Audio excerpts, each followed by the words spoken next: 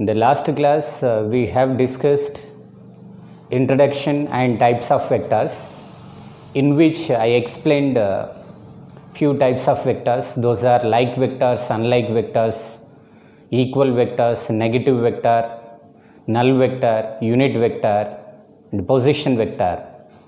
For example, if it is a vector A, this is the vector A, its magnitude can be denoted by, or we can represent its magnitude by modulus of A. It can give only magnitude of A vector. If you want to represent only its direction, you can use its unit vector A cap. This unit vector gives only direction of A. This A bar gives both magnitude and direction. A cap gives only direction. Now you can write this A cap. Unit vector is what? Vector by its magnitude. This is the formula for unit vector of A. If you divide a vector with its magnitude, you will get its unit vector, which is directed in the direction of the same vector. Clear? For example, you can see example problem. If A equal to 3i plus 4j plus 12k, then find magnitude of A vector and its unit vector. Then find this mod of magnitude of this and also its unit vector. You can see mod of this vector. Mod of the vector, if you have a position vector, in the last class we have written, if it is the position vector, r bar is equal to xi plus yj plus zk. Then formula for magnitude of this vector is root of x square plus y square plus z square. This is the magnitude of this vector. This gives magnitude of position vector. Similar to this, you can write magnitude of this vector is root of 3 square plus 4 square plus 12 square. It gives what? Under root 9 plus 16 plus 144. It gives root of 169. This is equal to 13. That is the magnitude of the A vector. Now you can write its unit vector. Unit vector of this A is A vector divided by its magnitude. It gives 3i plus 4j plus 12k divided by 13. Or you can also write 1 by 13 of 3i plus 4j plus 12k. That is the unit vector of this A vector. It can give only direction of this A. Clear? One more example problem. Example 2. If you have a vector with these values 0.3i plus 0.4j and some x k cap. This is the A vector and this is unit vector. If A is unit vector, this is the unit vector. If A is the unit vector, then the value of this x is, when x value is the component of this z component of vector. This is x component, y component, z component.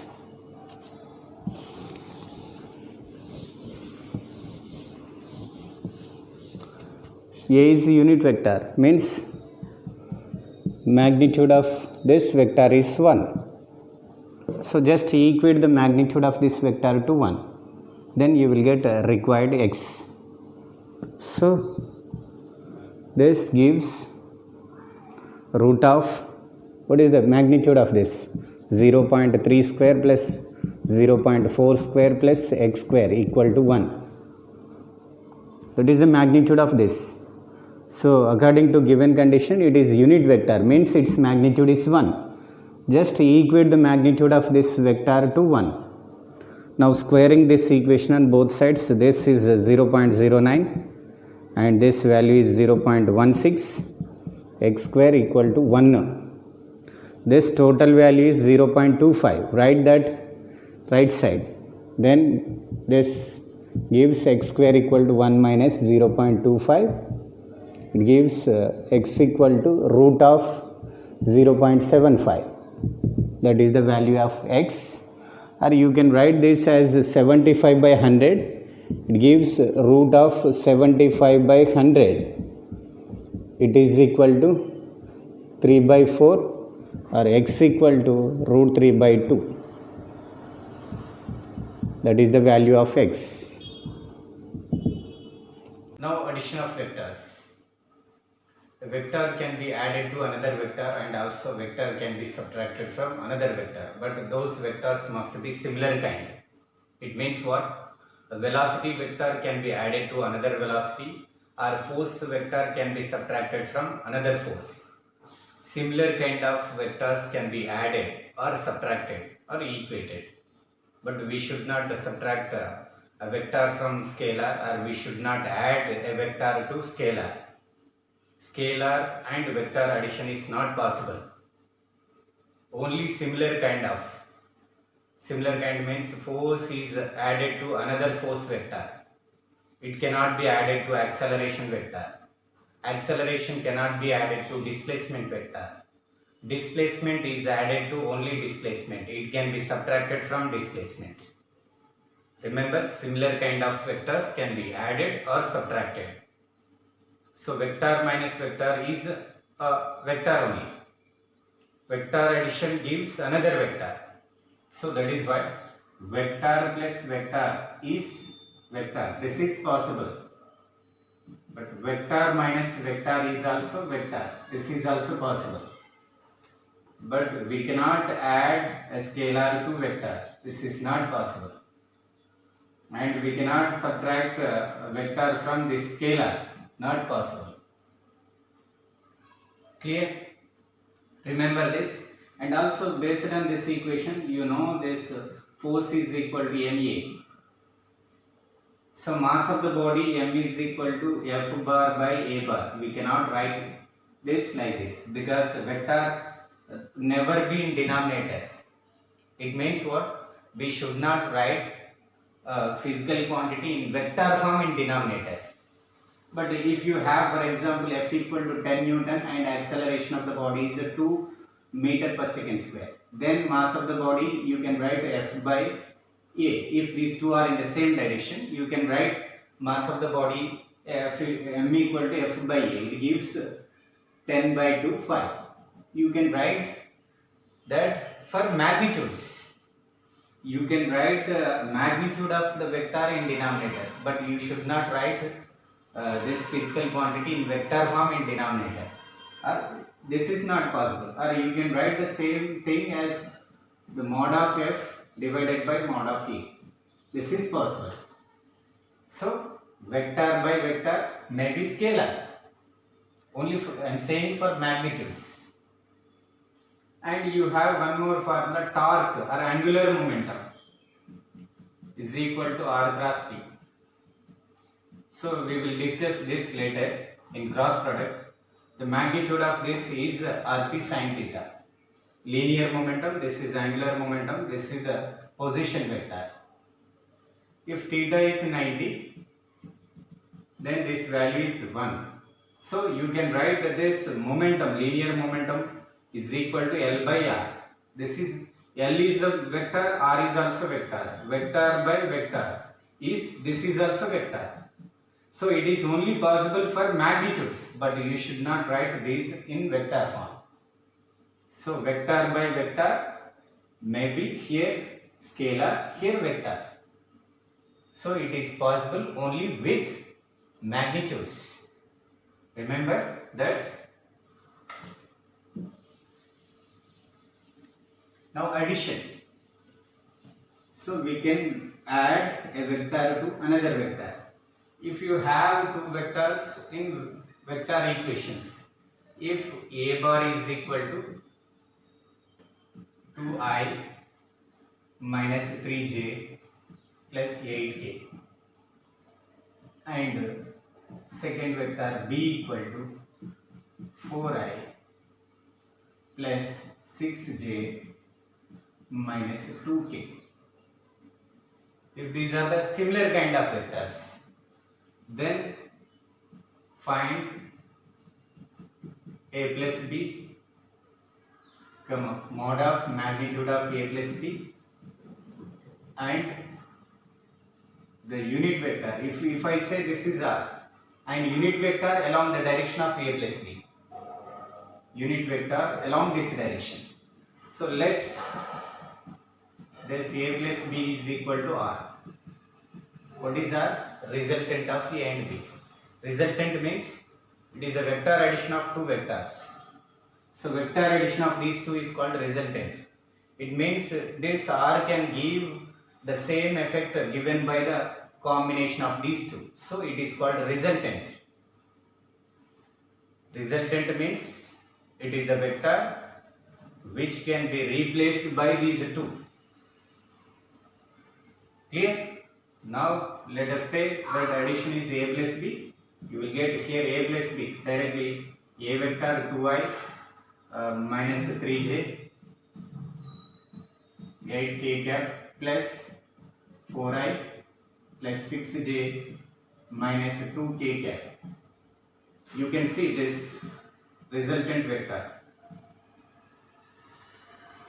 under first 2i 4i, this addition is 6i cap minus 3j plus 6j gives plus 3j cap, 8k minus 2k gives plus 6k. This is the a plus b. Now magnitude of this magnitude of a plus b, this is mod of a plus b is equal to root of 6 square plus 3 square plus 6 square. It gives 36 plus 9 plus 36. It gives what? 36 plus 36, 72 plus 9, it gives 81. 81. So this value is 9.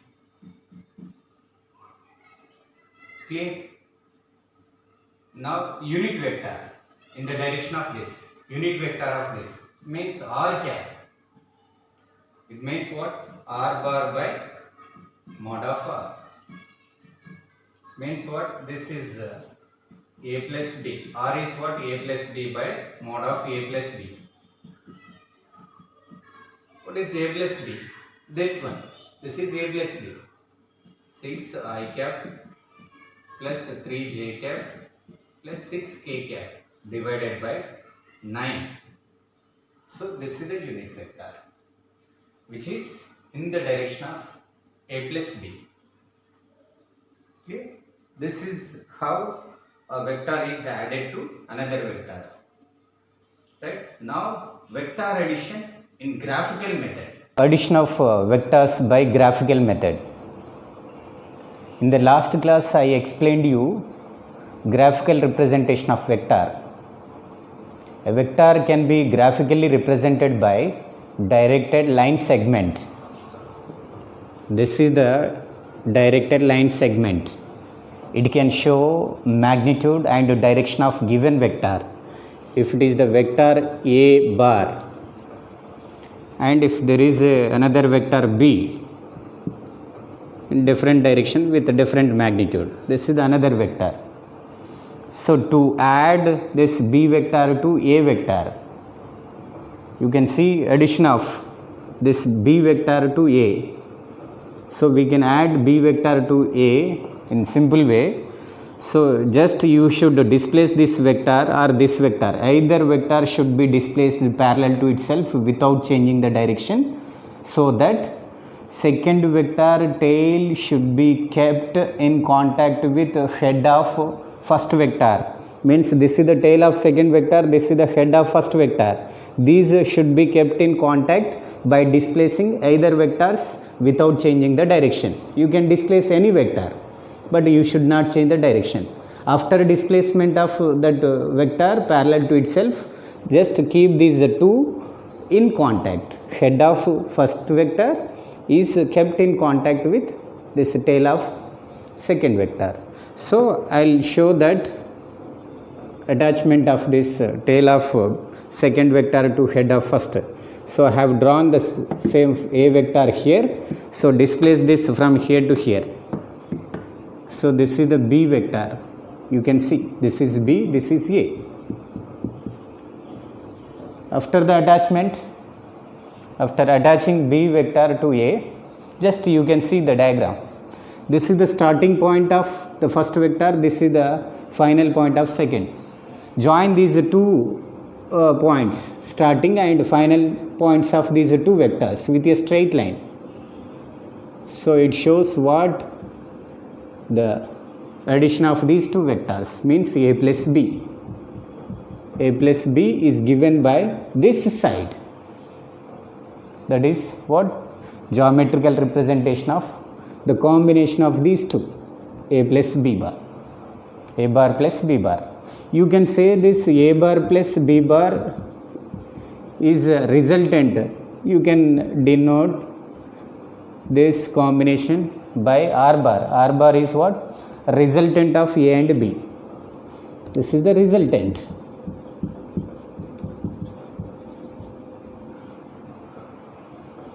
Resultant of A and B vector. Right? That resultant means what? It can give the same result that given by the combination of two vectors. So it is called resultant. These two vectors can be replaced by this single vector R bar. You can say this is R bar.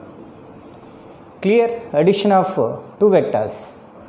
The second vector tail should be kept in contact with head of first vector by displacing one of the vectors without changing the direction. After attaching those tail and head, then join these free ends with a straight line.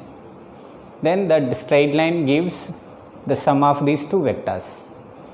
That is the addition of two vectors in graphical method. You can see I'll do B plus A also. B plus A. First take B vector here. This is B. This is the B vector. Then to get B plus A, attach this A to this head of first vector. This is A.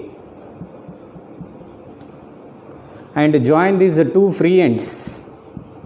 This is the first end of this B vector. This is the second end of A vector. Join these two with a straight line. It gives what? B plus A. You can see the diagram. A plus B and B plus A are same in size and same direction. So that is why you can write A bar plus B bar is equal to B bar plus A bar. So it means what? Vector addition obeys commutative law. Commutative law. Do you remember? Vector addition obeys laws of vector addition.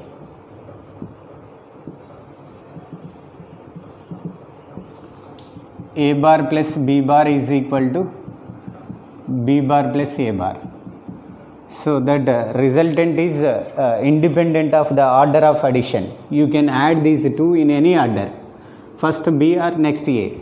A plus B or B plus A gives the same value, same magnitude, same direction. Clear? That is the commutative law. This one, it obeys commutative law. And the second law is associative law.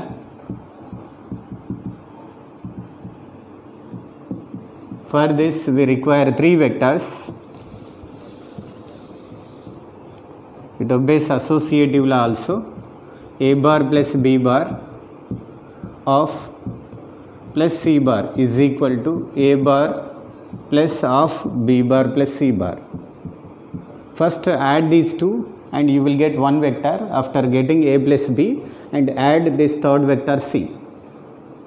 Then instead of doing like this, first you can add b and c, you will get one vector resultant of these two. After getting that vector, then again add a vector. So that addition is independent of order of addition. You can add these three vectors in any manner, you will get the same value. We can also show that in graphical method also, right? So it obeys this law, associative law. Third one is distributive law. Distributive law also is obeyed by the vector addition.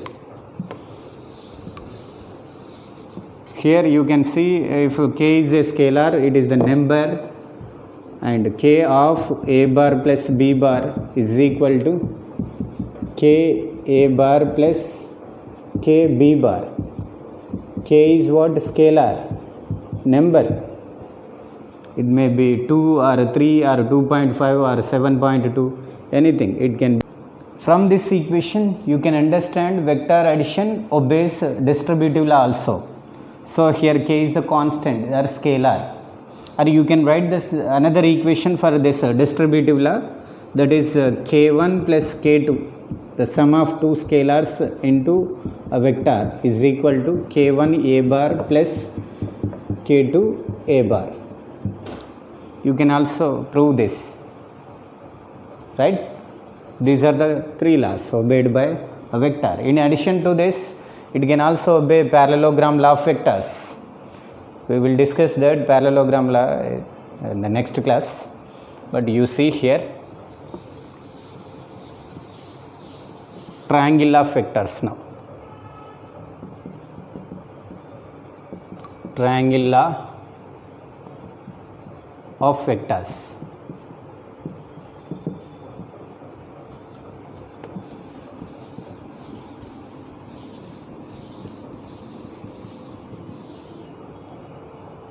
For example, if it is the point, if two vectors are acting on this point simultaneously in two different directions like this, a and b. A and B vectors are acting on this point simultaneously in two different directions. So instead of applying these two vectors simultaneously in two different directions, if you apply a single vector, if it gives the same result, that single vector is said to be resultant. To know the resultant of these two, so you can follow that vector rule.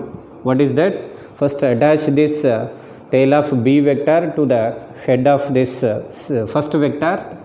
This is the A vector, and add this B here to the head of this A vector. Tail of B is kept in contact with this head of first one. Now join these two with two ends, free ends, with a straight line. This is what? A plus B, or you can say A plus B is what? Resultant. You can see the diagram. So here this is the triangle, right? Triangle. Now here these two sides represent, two adjacent sides of triangle represent magnitude and direction of A and B. Then this closing side of the triangle, which is taken in reverse order, these two are in the same order, you can see anti-clockwise direction, this is in clockwise direction. If two adjacent sides of triangle represent magnitude and direction of two vectors which are taken in order, then closing side of the triangle gives resultant of these two vectors which is taken in reverse order. That is the triangle of vectors. So I repeat, if two adjacent sides of triangle, this represent magnitude and direction of two vectors which are taken in order, then closing side of that triangle gives magnitude and direction of resultant of these two, or sum of these two vectors. That is the triangle of vectors, right? This R is equal to A plus B. But you can also state the same triangle of vector in different manner. So if three vectors are acting on the same point in different directions, A, B, C, or these vectors may be forces. So under these three forces, if it is in equilibrium, net force is 0. If three vectors combination resultant is 0. You can see here, I can arrange these three vectors in order. So I'll add this B vector to A. First draw A here and attach this B here like this. This is B vector. You can see the diagram. I displaced this B from here to here and then displace this C from here to here. This is C. This is again triangle, but now the three sides are represented by three vectors. Now this is the completely closed triangle. There is no open side. So the resultant of these three vectors is 0. If three adjacent sides of triangle represent magnitude and direction of three vectors which are taken in the same order, then sum of these three vectors is 0. That is the another statement of triangle of vectors. That is 0. Null vector. That combination gives null vector. Resultant is 0. Clear? I'll repeat again. If these three adjacent sides of triangle represent magnitude and direction of three vectors which are taken in same order, then resultant of those three vectors is 0 or null vector. I think clear? Now polygon law.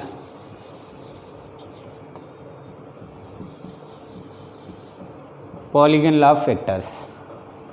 Now instead of two or three vectors, if more than three are acting on a point simultaneously, to know the resultant of the vectors in graphical method, you can see here, this is the point, this is the vector A and vector B, this is the vector C.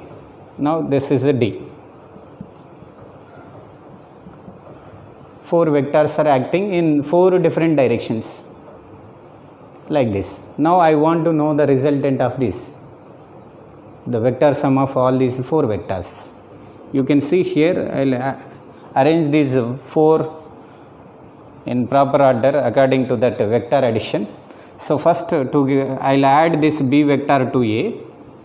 First draw A vector here and attach this B here parallel to itself without changing its direction. Displace this from here to here. This is B. This is B vector. Then you can see here this C vector. Displace this C vector to this.